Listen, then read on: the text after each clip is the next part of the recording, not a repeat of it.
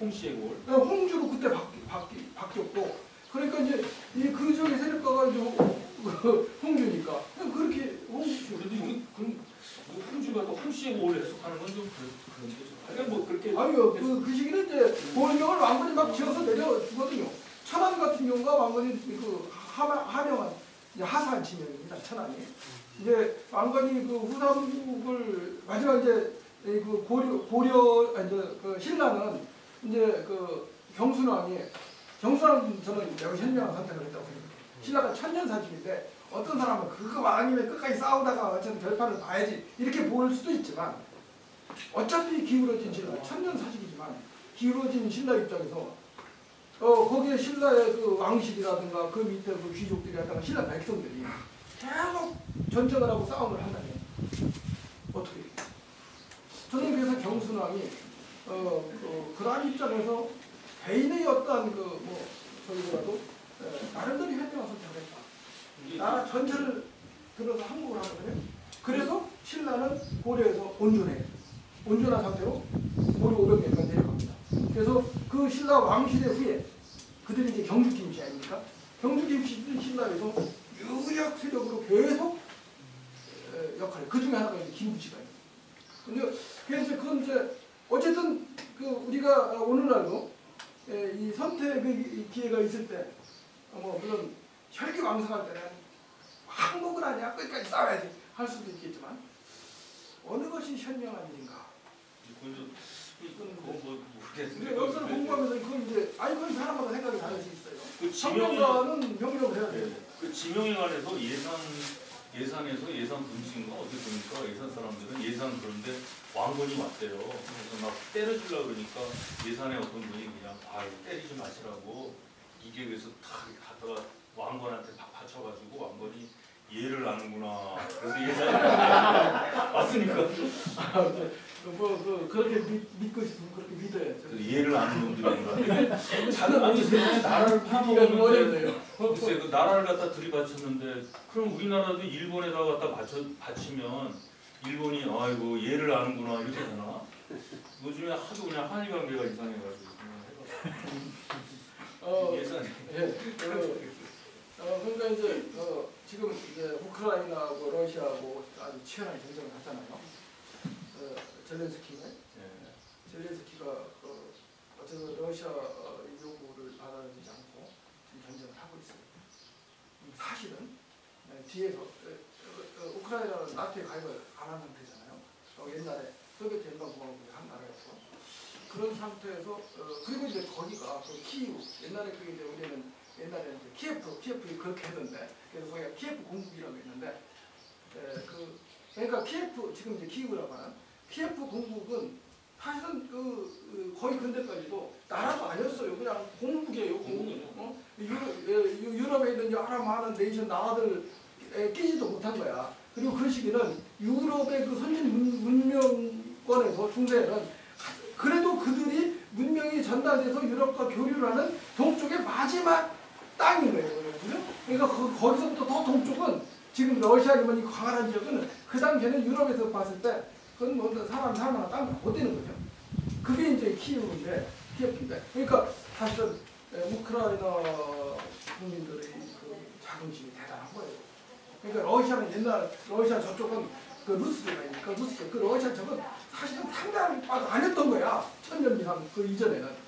그랬는데 이제 거기가 이제 소비에트 연방공화국에 들어가가지고 거의 뭐 지배를 받다시피 하나 독립을 했는데 그래서 아마 그 우크라이나 키이우를 중심으로 그 지역 주민들은 아마 그러한 전통적인 의식들이 강할 거예요. 그런데 만약에 말이죠, 그 젤렌스키가 나토나 미국의 배후에 그 힘이 없었으면 어떻게 됐겠어요? 하루도 없어요. 우크라이나는 이제 지금 언론에서 좀 벌어졌는데 이거는 여러분들이 좀 알고 계셔야 될 거예요. 그러니까 우리가 그걸 이해하시려면은 19세기 말에 있었던 그레이트 게임이라는 게 있어요. 영국과 러시아의 그 세계사적인 그레이트 게임이 있습니다. 그 그레이트 게임에서 결국은 이제 러시아가 그 밖으로 나가는 거를 영국, 프랑스, 미국 애들이 똘똘똘 막아버려요. 그러니까 러시아가 항구가 없습니다. 부동항. 러시아에서 부동항구는 유일한 게 블라디보스토크 하바르호스키 그 연해주밖에 없어요. 1863년에 청나라에서 러시아에 주는데 없어요. 그러니까 러시아가 유럽에서 나가려면은 항구는 지금 말하는 그쪽 반도밖에 없는 거예요. 우크라이나 쪽에. 그래서 러시아는 저쪽 절대 포기 안 합니다. 왜냐하면 거기가 막히면 러시아는 유럽으로 갈 수 있는 길이 다 막혀버리는 거예요. 그래서 젤렌스키가 저거는 선택의 문제인데 전 미국이나 영국이나 프랑스 쪽에서 굳이 그렇게 할 필요가 있었느냐. 왜냐하면 생쥐를 몰 때도 좀 터놓고 몰아야 되거든요. 그러니까 러시아는 절대 포기 안 합니다. 왜냐하면 거기가 막히면 갈 데가 없어요. 항구가 없다고. 그걸 젤렌스키가 뻔히 알면서 사지를 몰아가는 거죠. 그러니까 러시아는 핵을 써서라도요. 제 생각은 그렇습니다. 거기가 아니면은 갈 데가 없어요. 그건 젤렌스키가 선택을 잘못한 거고 차라리 저 같으면은 미국하고 러시아하고 딜을 해서 자기네게 필요한 걸 얻어야죠. 아마 금준도 아마 그랬을 것 같아요. 아니 제가 드리는 말씀은 지금 그들이 어떻게 하는 게 현명한 길이다. 그건 저도 모르죠. 네, 그렇죠. 다만 그 당시에 금주는 이제 그렇게 했다는 말씀이시죠. 예, 제가 드리는 말씀은 어쨌든 그런 선택의 기로에 놓여 있을 때 어떠한 선택을 하느냐에 따라서 그 이후 상황이 달라진다. 인류 역사가 다 그렇답니다. 그랬을 때 이제 뭐 적절한 사연인지 모르겠습니다만 그 금주는 어쨌든 본인이 왕건의 고려를 환영을 하면서 그쪽에 일찍 붙은 거죠. 그래서 그 이후 천년간 그 홍주는 이 내포 지역의 중심부이 된 거예요. 그러니까 제가 봐도 선생님 글을 보면서 이 결성이라는 데가 그때를 전후로 해가지고 위상이 바뀌잖아요. 그렇죠. 그러면서 이제 결성이 저쪽보다 훨씬 이제 일찍 오랜 민간 역사를 갖고 있었지만 그렇게 되면서 이제 제가 이제 한 가지가 이건 좀 번외 얘기인데 나중에 나오겠지만은 1927년에 이쪽에서 형평사 운동이 일어납니다. 형평사. 백성들의 운동이라고 그러는데 제가 연구를 하다 보니까 결성 쪽에 이제 고려 시대의 향소 부곡이라고 있잖아요. 향은 이제 두레니까 그럼 빼고 이쪽에 부곡이 있었대요. 그 부곡이 농업노예들 사는 데인데 향 소도 있었고. 이 결성이 그렇게 그러니까 뭐냐면 구레라든가 또 향소 부곡, 그러니까 부곡이라든가 소가 있었다는 거는 그런 거는 잘 이렇게 뭐 무인들이라든가 좀 안 좋은 땅에다 놓잖아요. 결성이. 그 조금 이제 그렇게 보셔야 될 것 같아요. 이제 이 형평사가 이제 백정들이 이렇게 이제 평등 운동인데요. 이 백정의 우리가 기원을 잘 알아봐야 돼요. 생각해야 되는데 백정이 사실 고려 시대에는 그 지역의 유력 세력을 이제 우리가 성을 갖고 있는 사람들 백성이라고 했고 고려 시대는 일반 평민들이 성이 없는 사람이 많았어요. 여러 뭐 선생님들 어르신들 족보 보면 다 신라에서 유래하고 아주 오래전부터 유래한 걸로 되어 있지만 사실 그건 이제 조선시대 때 이제 새로 만들어진 기억이고 그리고 그 이전에도 여기 한반도에 사람들이 많이 살았는데 그 성을 갖기 시작하는 게 이제 그게 중국 제도거든요. 시성 제도가 중국의 영향을 받으면 한자 문화권에 들어가고 그러면서 이제 중앙에서부터 성을 갖기 시작해요. 왕부터 성을 갖기 시작해요. 그리고 그다음에 유력 귀족들이 이제 성을 갖기 시작해요. 그러니까 을지문덕의 성이 뭘까요? 을지문덕. 을파소도 있거든요. 잘 몰라요 사실. 을지문덕의 성이 뭔지. 우리가 을지문덕 이렇게 하는데 연개소문의 성은 뭐예요? 거기는 이제 연시예요. 연종 들으니까 연개소문인데 그때 이제 당나라에서는 그 연개소문을 천개소문이라고 했다가 어쨌든 그러니까 그게 이제 삼국시대에 중앙 귀족들이 이제 성을 갖기 시작하고 이제 지방 세력들도 성을 점점 갖기 시작하는데 고려 시대에 이르게 되면서 지방 유력 세력들은 이제 성을 갖고 그들이 이제 백성층인데 그러나 일반 농민들의 경우에는 성이 없는 경우들이 많아요. 그들이 이제 또 땅도 제대로 갖고 있지 못한 농민들을 백정이라고 그러거든요. 고려 시대. 원래 백정이 그런 개념이에요. 현백제. 그래서 현백자에 고문의 종자를 쓰는 제가 드린 말씀 그게 아니고. 아니 그러니까 그래서 그 이후 이제 그러나 고려 시대는 중국 이제 북방에서 끊임없이 젊은 외대피 수혈이 이루어져요. 그러니까 여진 종류. 제가 질문 요즘 그게 아니고 이제 이쪽에 향소 부곡해서 그러니까 향은 많았어요. 네. 향은 예산 같은 경우 두레가 많았는데 그게 아마 동학의 거점이 되지 않았을까라는 얘기를 하거든요. 근데 제가 여쭤보는 거는 이제 향이라든가 부곡이 이쪽에 많았단 말이에요. 그러니까 향이나 부곡이 많았다는 얘기가 결성의 위상이 홍성에 비해서 상대적으로 떨어진 게 아니냐 그런 생각이 이제 말씀을 드립니다. 왜냐하면 소하고 부곡이 저기 나박소는 지금도 있습니다. 나박소라는 지명도 있는데 그 소라는 것이 향하고 그러니까 소하고 부곡이 결성 지역에 많았대요. 그걸 보면서 결성이 그러면은 천한 사람들이 사는 동네로 만들어 버린 게 아닌가 그 뒤에는. 그리고 이제 이쪽에 있는 이제 멀쩡한 사람들 그 사람들은 이제 거의 관리자들이죠. 그래서 소와 부곡을 관리하는 사람들이 이제 양반 계층이 되고 그렇지 않은 사람들은 그런 천한 사람들도 많이 있지 않았느냐. 그러면은 그런 것도 가능한가요? 그걸 말씀드리려고 정확히 말씀드렸는데 그 향소 부곡 제도가 이제 고려 시대는 있었는데 조선 시대는 거의 없어지고 그리고 이제 그 이 형평운동과 관련해서 그걸 말씀드린 이유는 이 어쨌든 그 고려 시대 조선 초까지 끊임없이 북방에서 새로운 우리 혈통과는 다른 유목민족들이 들어오거든요. 그들은 사실은 이 한반도에 들어와도 농사를 짓며 살 수가 없습니다. 타타르족 말씀하시는 건가요? 달단족도 그 중에 포함하고 거란족도 있고 다양하게 있는데 그들이 들어오지만 그들은 주 업무가 뭐냐면 뭐 복축을 하고 저기 짐승을 잡고 하는 그건 아주 기가 막히죠. 지금도 중앙아시아 유목민족 보면 양 같은 거 잡을 때 피 한 방울 흘리지 않고 잡잖아요. 이게 뭐냐면요, 뭐 조선, 그러니까 고려 말이나 그 고려 시대하고 조선 초에 그 초원의 유목민족들이 나라가 없어요. 그래서 걔네가 중국 애들한테 쫓기고 그래서 한반도로 들어옵니다. 그러니까 그네들이 국경 지역에서 항상 문제를 일으켜요. 그래서 조선이나 고려에서 그 사람들을 이민족들이잖아요. 타타르족이라든가 유목민족들. 그 사람들을 모아가지고 땅을 줘서 농사를 시키는데 이놈들이 농사를 안 짓는 거예요. 맨날 가서 그 짐승이나 잡고. 아니 그거하고 좀 다른 그래서 제가 드리는 말씀은 걔네 특징이 이건 아니 그런데 땅을 고려시대에 주지 않았어요. 땅을 어디 땅을 줍니까? 그들이 이제 어쨌든 고려시대에 계속 수백 년간 와요. 넘어오는데 그들은 이 농업사회인 한반도에 적응을 못하죠.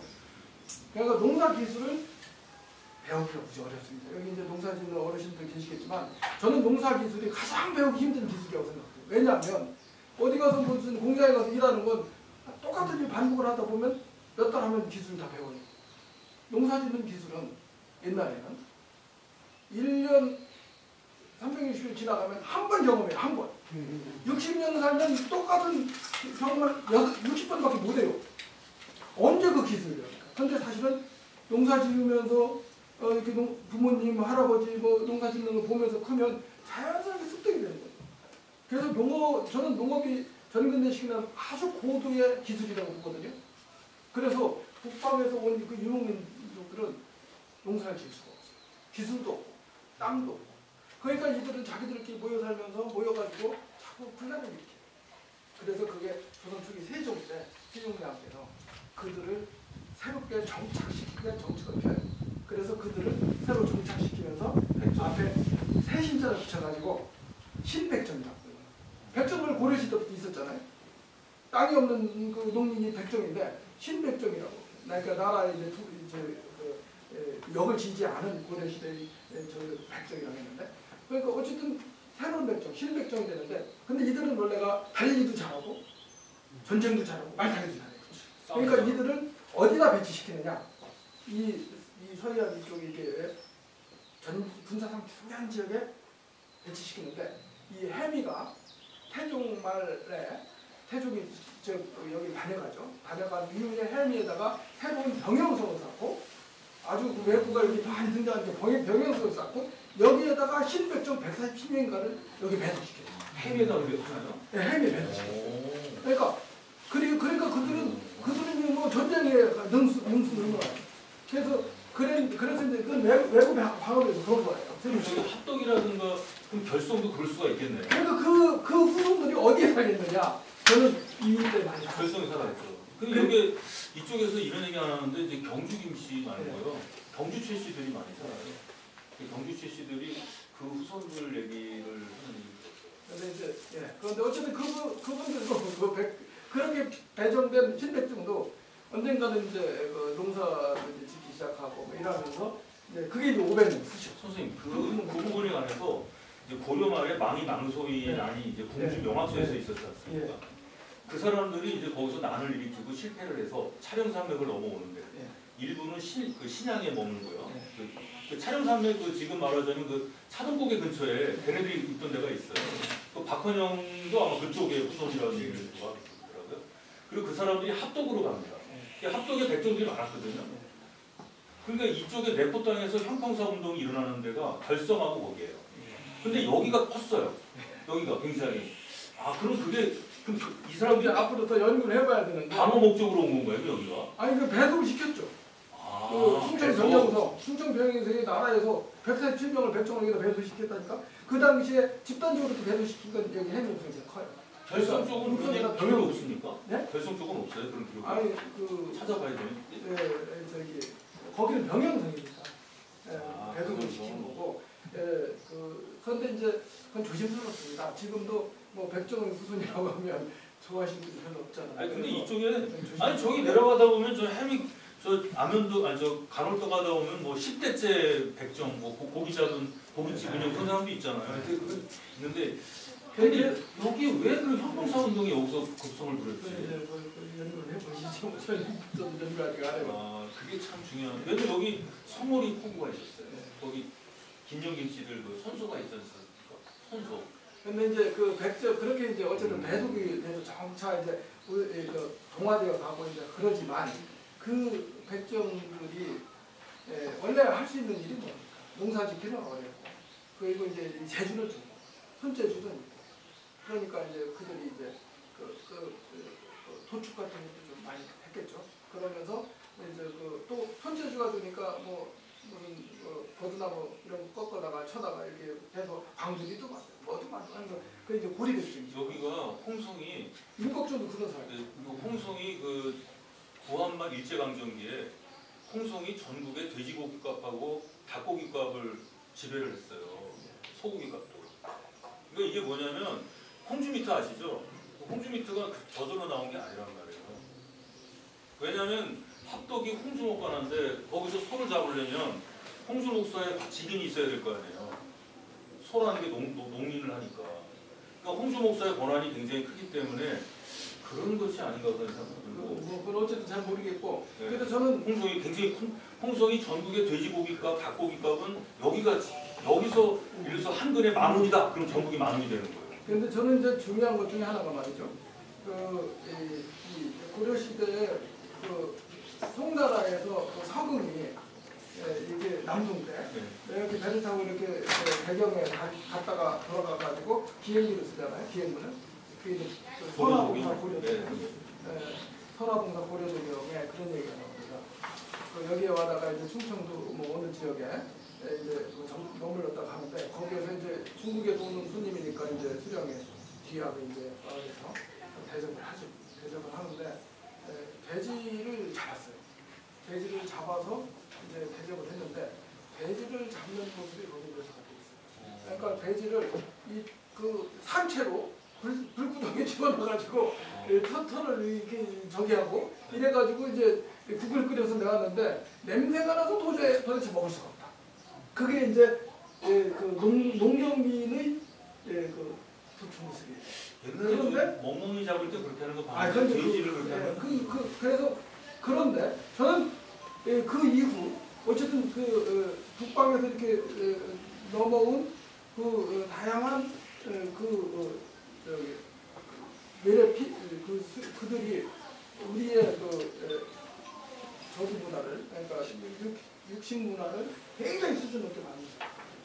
그러니까 고려 시대까지만 해도 고을 수령이 대접을 하는데도 돼지 한 마리 잡을 수 있는 기술이 없어요. 여기가 대단한 기술인 거죠. 근데 당군 할아버지 얘기하는 사람들은 오히려 그냥 홍사문화에서 그게 아니라 저는 그런 거 잘 믿어서 당군 할아버지 때는 우리는 이제 더 이상 거기서 벗어나야 됩니다. 그 저기 우리 한반도에 살고 있는 우리들은 다양한 피해가 섞여 있는 주민들이에요. 단군 할아버지 얘기하는 건 이제 이 시대에 맞지 않습니다. 그건 고려 시대에 만들어진 그것도 하나의 이데올로기예요. 단군 할아버지는 사실은 조선 시대에 우리가 단군의 후손이라 그러면은 그 역적이에요. 어떻게 왕하고 저 일반 평민하고 조상이 같을 수 있습니까? 말이 안 되고 그거는 이제 우리나라가 이제 구한말에 구한예요. 엉간에 빠졌는데요. 우리는 이제 우리 역사를 바라볼 때 어쨌든 다양한 관점에서 바라볼 필요가 있고 그리고 다양함이 공존하는 그러한 사회가 저는 아주 건전한 사회라고 봅니다. 그래서 우리는 이제 더 이상 옛날과 같은 어떤 그 가문의식 이런 거 다 집어 던져야 되고요. 그리고 단군의 후손 나는 그거 우리 빨리 버려야 됩니다. 세계 시민사회에서 우리가 성장해 나가려면 그런 뭐 지나친 독수주의적인 생각을 하고는 안 됩니다. 글을 읽는 선비께서 그런 말씀하시는 근데 저는 글을 읽기 때문에 자유분방한 생각을 합니다. 하여간 뭐 그거는 이제 뭐 저거 하시고요. 근데 어쨌든 이제 그건 이제 민족주의 문제니까 그건 뭐 그렇다 치고. 근데 이게 하여간 이쪽이 그러니까 결성이라는 동네가 그 당시는 고려 시대 이전에는 굉장한 동네였죠. 예, 어쨌든 이제 저기 금주선 성주 금죽이 아주 나름대로 현명한 선택을 하면서 홍주는 부각이 됐고요. 그 다음에 결성은 상대적으로 이제 떨어져 가지고 한때는 이제 홍주 고을 수령의 지배를 받기로 하다가 이제 고려 현종 때 이르러서 이제 여기가 이제 준동적인 성격의 지배를 다시. 여기가 그럼 왜 그 신라 시대나 그때 결성이 그렇게 아주 중시됐어요? 그거나 좀 얘기 좀 해주세요. 옛날 얘기. 제가 그 조선시대 전후는 조선시대는 이제 앞으로 우리가 앞으로 이제 해가면서 이제 굉장히 많기 때문에 오늘 제가 왜 자꾸 옛날 얘기를 올드 뉴스를 자꾸 말씀드리냐면 조선시대 얘기는 이제 우리가 앞으로 해나갈 거거든요. 수령이 누가 왔고 뭐가 있고 앞으로 6번에 걸쳐서 할 건데 그 이전의 역사는 잘 몰라서 이제 그 옛날 얘기 그래도 아무래도 스토리텔링식으로 뭐 그런데 저기 사실은 이 해안가가 저는 우리가 이 해안가를 역사를 볼 때는 제가 처음에 말씀드린 것처럼 공간을 굉장히 중시해야 합니다. 지금 여러 인생에 사실 여러분들 이제 여기가 옥토가 많잖아요. 옥토가 많은데 이러한 옥토가 개간돼서 아마 농사를 짓기 시작한 것은 얼마 안 될 거예요. 그래서 우리가 천을 이렇게 제방을 짜가지고 물기를 이렇게 정비를 하고 하면서 논이 많이 생긴 거고 그건 아마 조선 말 일제시대에 주로 이루어졌고 그 이전에는 이게 뭐 여기가 이 바다가 이렇게 깊이 여기 들어왔겠죠 이 앞에. 그러면 그 일대는 인력으로 이렇게 뚝을 싸가지고 이렇게 농사를 짓기는 어려웠을 거예요. 여기가 옛날에 이 앞에까지 바닷물 들어왔다고 그랬죠? 네. 그러니까 그래서 고려 시대에 우리의 주 산업은 논농사가 아니고 반농사였어요. 그리고 한진홍법이라는 말씀하시는 거죠? 네. 조선 초기에도 여전히 반농사 중심이었고 조선 중기가 되면서 논농사로 이렇게 바뀌어간다. 그리고 이제 사실은 근대 일제 강점기에 개간된 제방사도 개간된 논농사가 훨씬 많아요. 그리고 사실은 뭐 AB방부시에서 보면 20세기 후반기에도 계속 우리는 땅을 넓혀가는 농경지를 넓혀가는 왜 우리는 농업사였으니까 지금 농민이었어요. 선생님이 말씀하시는 게 좀 일리가 있는 게 조선시대의 그 농사 짓는 법을 기록한 책이 뭐냐면 제민유술이라는 책인데 그게 이제 중국에서 그때 이제 위진남북조 시대 그때죠. 그때 가사엽이라는 사람이 하는 한진농법이에요. 한진농법으로 한 게 이제 제민유술이라는 책을 정부에서 임진왜란 때도 발행을 많이 해요. 그런데 이제 논농사는 이제 이게 논농사를 하려면은 그 수작을 해야 되거든요. 그게 그 수작을 한 기록한 책이 이제 진부란 사람이 쓴 농소라는 책이 있어요. 근데 주작을 했다는 그 주희가 쓴 농소가 대단합니다. 그러니까 우리나라의 성리학이 토착화되는 거와 수작농법이 일치를 해요. 그게 아마 임진왜란 이후죠. 네, 그러니까 이제 중국 더 잘 아시겠습니다만 중국의 경우 중국 문명의 중심지는 이제 아주 고대로 올라가면 뭐 화북이죠. 저쪽 어딥니까 낙양성 신대하는 그 장안 낙양 이적이 적이지만 이 경작이라는 측면에 봤을 때는 이제 화북 지역에 한지족법이죠. 이제 제남동 그러니까 공자가 살던 그렇죠. 공자가 이제 그러다가 이제 그 강남 지역이 개발된 건 이제 남북 땅이니까 강남 양장 장강 지역이 개발되면서 그 지역은 거의 이제 논농사. 그러니까 반농사에서 논농사로 넘어가면서 이제 중국이 비약적으로 새로운 그 저기 우리가 논을 나타내는 밭전자 위에 물숫자 들어간 게 그 답자잖아요. 그게 한자에 없어요. 그게 원래 우리나라에서 만들어진 거예요. 밭전자 위에 물숫자 들어간 게 답자 있잖아요. 이게 한자책이 없어요. 우리나라에서는. 우리나라의 농사 기술은 저기 저 소른 있잖아요. 거기. 그리고 우리가 1900년대 나라가 망하고서 만주 쪽으로 많이 가는데 그때 우리 애가 그쪽에다가 논농사를 비법을 전했어요. 대단한 민족이에요, 우리 민족이. 어쨌든 이제 조선 초기에 이제 논농사를 서서히 짓기 시작하고 그러다가 조선 중국이 되면서 논농사가 쫙 확산되니까 그러니까 그런 관점에서 보았을 때 이 지역은 고대 시기는 바다를 이용하는 지역이다. 왜지? 개성이나 충청도 해안가 쪽은 이 바다를 어떻게 잘 활용하느냐 이게 매우 중요하다. 신라 시대 때 여기다 한 게 그러면 왜 매부가 여기까지 올라왔을까요? 신라 시대에. 뭐 있었어. 근데 세곡선이 없잖아요. 세곡선이라는 게 고려 시대니까. 네, 신라 시대가 아니라 이제 고려 후기에 외부들이 지금 활동하고. 네. 근데 여기 그러니까 신라 시대 때 여기가 보면 신라 시대 때 굉장히 유명했다 그러잖아요. 여기가. 어쨌든 그 지역으로서 정확히는 모르지만 어쨌든 기록이 없어요. 그냥 이 서국의 이름 이거 명칭 하나만 있는 거고 그때 어떻게 살았는지는 발굴을 통해서 조금씩 확인하는 건데. 홍성은 없는 거 아니에요, 사실. 홍성은 없는 거고. 거의 없는 거. 여기 제가 이제 홍성에서 이렇게 오다 보면 여기 무슨 홍성하면 여기 동성이 있어요. 아니 그건 홍주 별성이 나눠서 왔어요. 근데 거기 운주 거울이고 여기는 이제 홍주인데 오다 보면은 거기 원 뭐죠 거기가? 원성호? 아니 무슨 원성현인가 있잖아요 거기 원고? 예 거기 신금성이요. 신금성. 그 신금성 그쪽이 그 산이 굉장히 넓잖아요 평야가.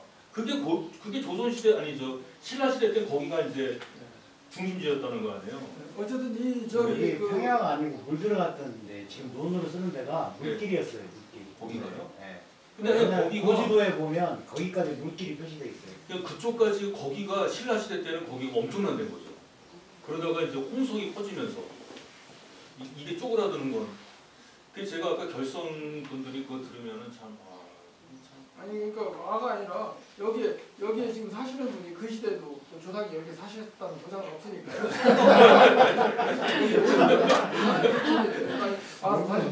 그래도 역사를 보면 너무 그걸 해석할 필요는 없습니다. 아니 저는 매일 여기 오는데요. 저는 구항에 살거든요. 구항에 사는데 오다 보면은 항상 거기 신금성에 거기 있어요. 그래서 아니 지금 이 좋은 세상에 왜 자꾸 땅 속에 있는 것만 파? 땅 위에 있는 걸 했지. 근데 땅 위에 있는 걸 했더니 이제 그런 것만 하는 거예요. 그래서 독립운동사도 있고 할 거 많은데 그걸 하지 그런데 선생님 얘기 들으니까 거기를 한번 탐사를 해야겠더라고요. 거기 한번 나중에 선생님 탐사를 할 때 한번 안내해 주실 수 있으니까. 여기 분들 다 가셔서 신라 시대 때의 결성의 모습은 어땠을까? 이거 한번 대박 나는 것 같은데 그게. 그 말씀하시니까 근데 우리가 과거에 대해서 너무 이렇게 애석해하거나 아니면 너무 그냥 그럴 필요가 없는 게 우리 여러 선생님들 태어나실 때 부모를 선택해서 태어나신 분 계십니까? 그렇게 한다고 그러던데. 한용호 선생님 자식이 부모를 선택한대요. 불가에서는 그렇게 해요. 중요한 게 여기 있는 분들은 다 양반들입니다. 그러니까 나라가 근대화되면서 많은 권한을 잃어버리신 분들이에요, 이분들은. 그래서 조선시대 양반이기 때문에 우리는 옛날을 더 좋아합니다. 아니 부모를 선택해서 태어난 사람은 없기 때문에 너무 과거에 대해서 연연하고 애석해하고 자랑하고 그러실 거 없다는 거예요. 그리고 예를 들어서 멕시코 사람들 그들이 에스파냐에서 건너간 유럽 사람과 원주민들 사이에 혼혈이거든요. 그럼 그들은 건너가가지고 그 지역의 원주민을 아즈텍 문명을 정벌한 그들에 대한 관심이 어떨까요?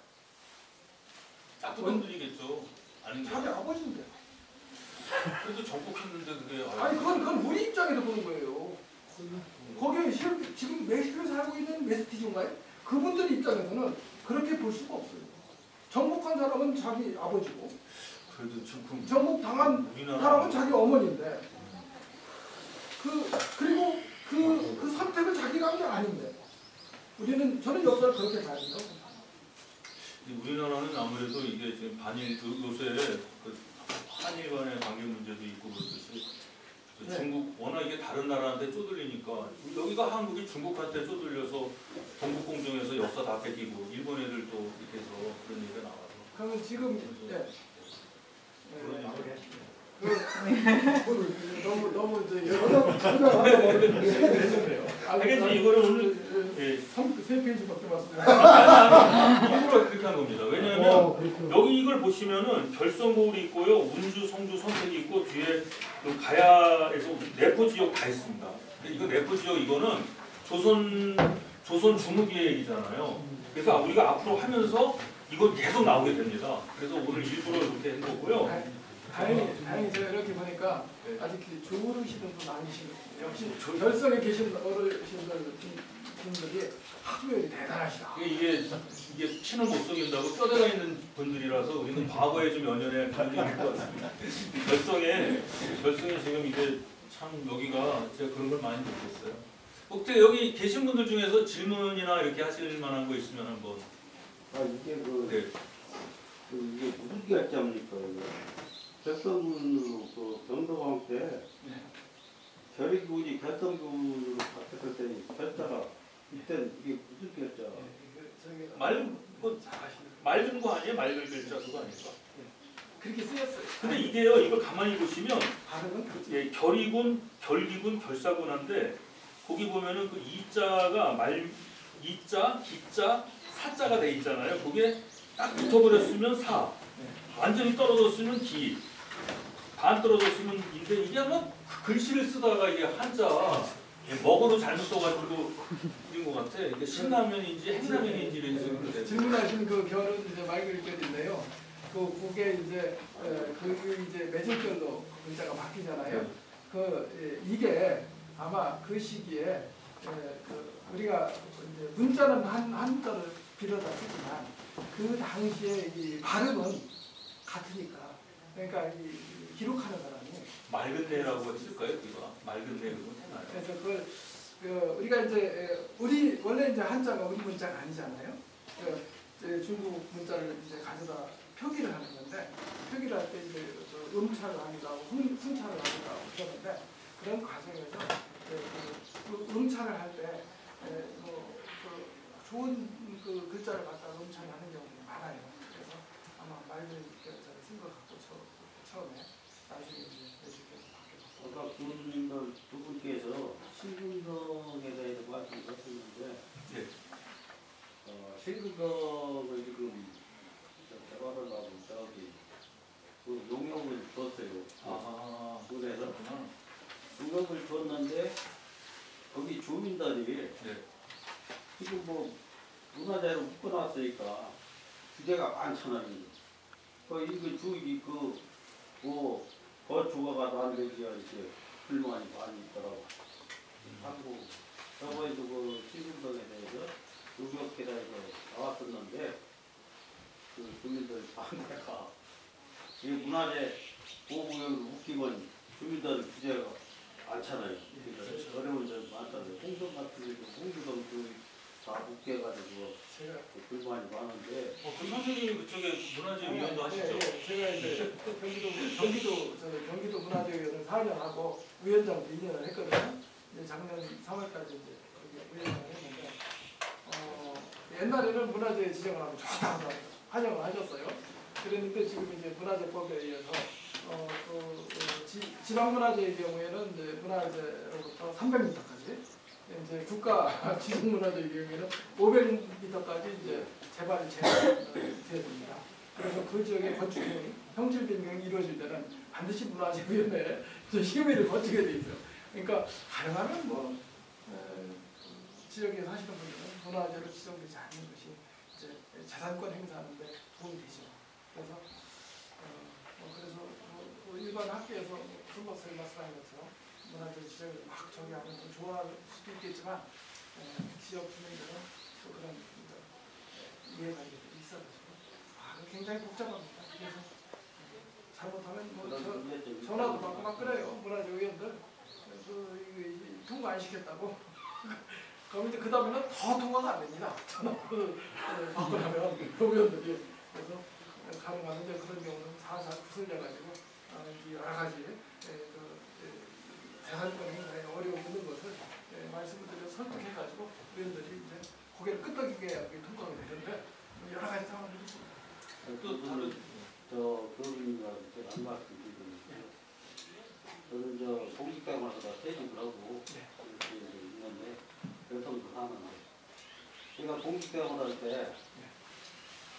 어사리에서 남당리 가는 바닷가로 해안도로가 있어요. 그런데 남당리 거기는 조그마한 끊겼어요.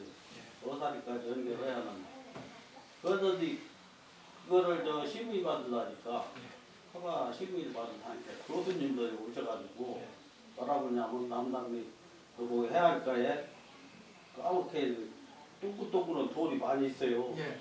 저거 보존해야 한다고 허가를 안 해준다고. 돌을 일부 내놨는데 그런 애로사항이 고인돌이 있었던 말씀이시죠? 아니 바다에 아름다운 돌. 그러니까 이제 있으니까 그거를 보존해야 한다고 허가를 안 그거 해준다고. 거기다 뿌려놨어요. 아니 자연문화재 경관문화재에서 그런데 또 그래서 그런 아니 제가 있었는데 하여튼 교수님들도 아주 어렵더라고. 제가 충남문화재 고민을 좀 많이 하셔야 할 것 같습니다. 저는 상관없는데 이거 결국은 또 교수님들 설득시켜가지고 이걸 중간까지 놨으니까 연결시켜한다고 그런 것이 있는데 그러니까 그런 부분의 문제는 항상 이제 뭐 토론과 협의를 통해서 아까 긍정적인 선택을 했듯이 현명한 선택을 해야 됩니다. 그러니까 보존을 해서 후손에게 그대로 물려줘야 할 것이냐, 아니면 지금 이걸 개발해서 더 나은 가치를 발휘하도록 해야 할 것이냐. 이건 간단한 문제가 아니죠.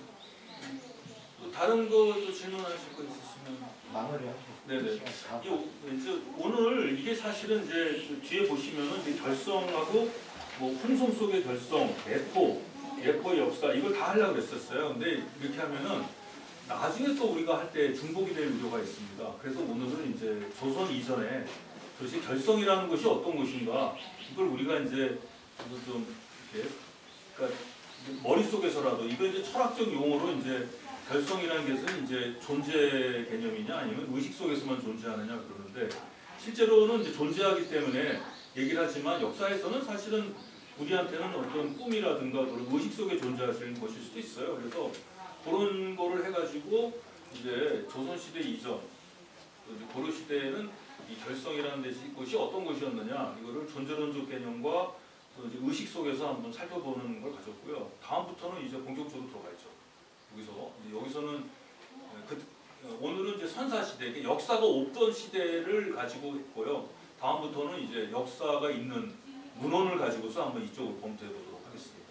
그렇게 준비하시고 예, 아니 저는 오늘 이 1시간 넘도록 뭐 무슨 얘기를 하나 고민을 하면서 왔는데 재밌었습니다. 또 첫 저도 이제 이런 식으로 이렇게 역사 토크를 해보는 것은 처음이라 또 서투었던 것 같습니다. 그런데 다행히 이게 진행을 해주신 손 박사님이 제가 대답하기 어려운 질문도 많이 해주시고 제가 그렇게 하다 보니까 이제 뭐 한 반도 못 한 것 같습니다. 그래서 아마 저는 7번 하기도 벅찰 것 같다고 생각하는데 아마 1년을 해도 될 것 같습니다. 어쨌든 끝까지 잘 경청해 주셔서 고맙습니다. 네, 고맙습니다. 잠깐 일어나시기 전에 한번 소개 좀 드릴게요. 저기 박만희 의원님 전 군의원이시고요. 지금 결선 지역 문화재 보호 회장님이시고요. 하실 말씀도 한 말씀 하셔도 뭐는 하여튼 뭐 저쪽에 오신 걸 잘 환영하고요. 오늘 좋은 말씀 감사드리고 앞으로 조공정 오셔서 좋은 말씀 부탁드리겠습니다. 고맙습니다. 가실 때 이거 메모를 전화번호를 알려주시면 우리 하기 시작하기 전에 카톡이나 문자 메시지로 보내드리겠습니다. 네, 우리 안내 받으시고. 방송을 해드리겠습니다. 네. 여기 화장실은 여기 문 나가시면 바로 앞에는 건물에 화장실 있고요. 여기 이제 화장실 갔다 오시면